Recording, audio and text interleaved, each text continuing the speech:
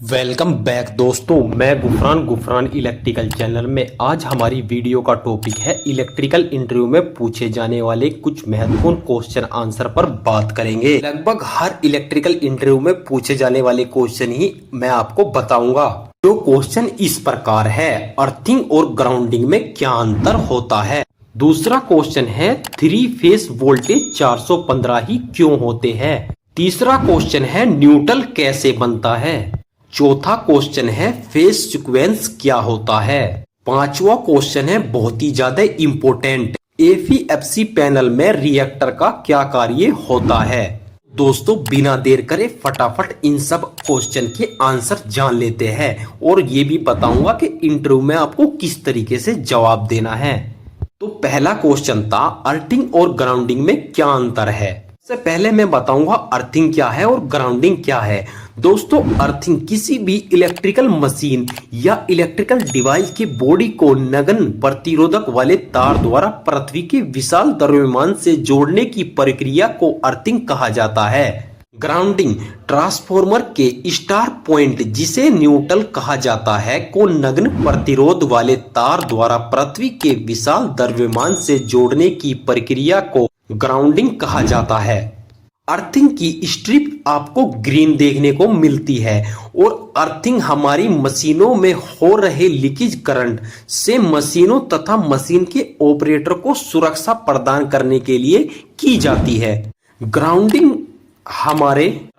Strip आपको black colour की देखने को मिलेगी। ग्राउंडिंग हमारे पूरे उपकरण की सुरक्षा के लिए उपयोग किया जाता है। यह अनबैलेंस लोड के कारण हो रहे पॉइंट पर वोल्टेज फ्लक्चुएशन को कंट्रोल करता है। जैसे कि आप सब लोग जानते हो, जो हमारा स्टेप डाउन ट्रांसफॉर्मर होता है उसमें जो प्राइमरी और सेकेंडरी वाइंडिंग होती है, तो प्राइमरी वाइंडिंग के जो कनेक्शन होते हैं दोस्तों वो होते हैं हमारे डेल्टा में, और जो सेकेंडरी वाइंडिंग है जो हमारे घरों में या इंडस्ट्रीज में 3 फेज सप्लाई आती है उसके कनेक्शन डेल्टा में होते हैं। और दोस्तों RYB यानी कि 3 फेज तो हमारे हो गए RYB, लेकिन जब इन तीनों फेज का दूसरा जो सिरा होता है वो होता है हमारा न्यूट्रल।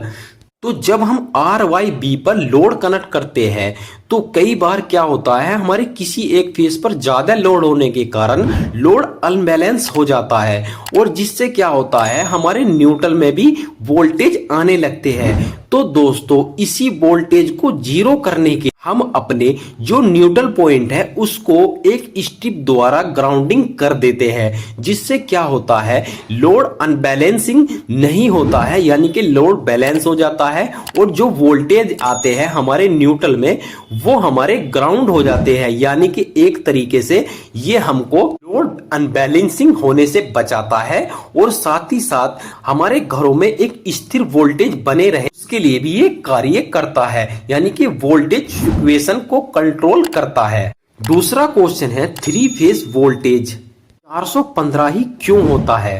दोस्तों लाइन वोल्टेज होता है, line voltage is equal to √3 into phase voltage होता है।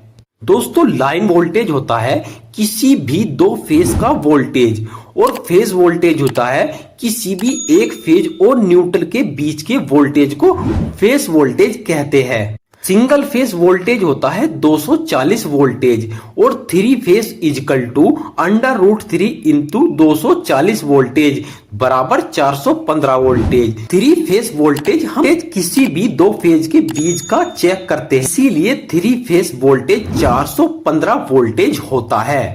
दोस्तों जिस तरीके से मैं आपको एक्सप्लेन करके बता रहा हूं, अगर आप इलेक्ट्रिकल इंटरव्यू में इस तरीके से एक्सप्लेन करके बताएंगे तो आपके सिलेक्शन के चांस 100% है।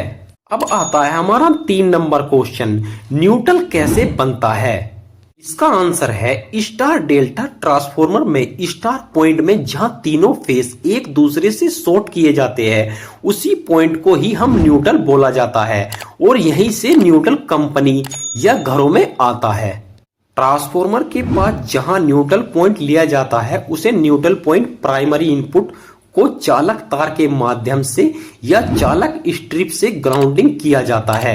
ट्रांसफॉर्मर के न्यूट्रल पॉइंट को विद्युतीय रूप से स्थिर न्यूट्रल पॉइंट पर कोई वोल्टेज न आने दे, अर्थात इसके वोल्टेज शून्य कर देने तथा न्यूट्रल पॉइंट स्टेबल हो जाए और घर और कंपनी में वोल्टेज स्थिर बनाए रखने के लिए ट्रांसफार्मर के न्यूट्रल को ग्राउंडिंग किया जाता है।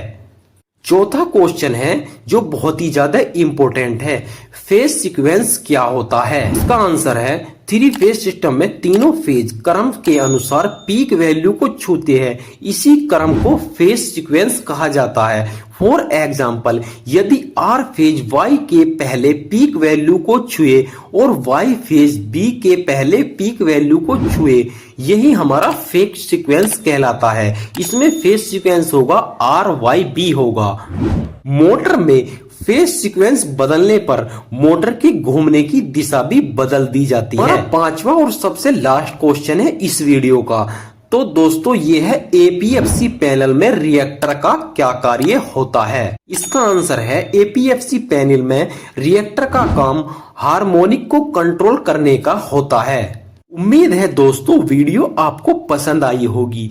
वीडियो कैसा लगा प्लीज दोस्तों लाइक करके जरूर बताइए। अगर आप हमारे चैनल पर नए हैं तो चैनल को सब्सक्राइब करके बेल आइकन प्रेस कर लीजिए ताकि आने वाली वीडियो की नोटिफिकेशन आप लोगों को मिलती रहे।